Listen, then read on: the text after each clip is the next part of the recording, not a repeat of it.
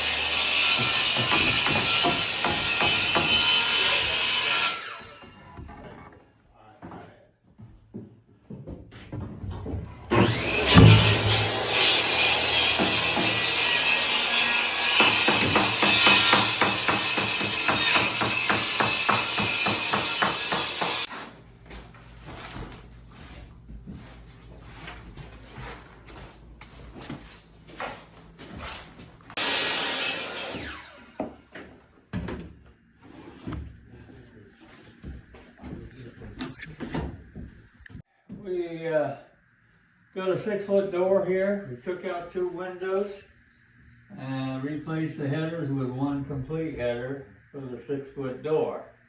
We have to leave it open for the inspector to come tomorrow, and then we should be good to go. And then out here,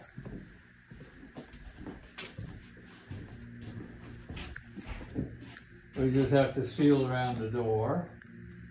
And of course we have to wait for the inspector for that. And then our next stage is to do the electric that we gotta do.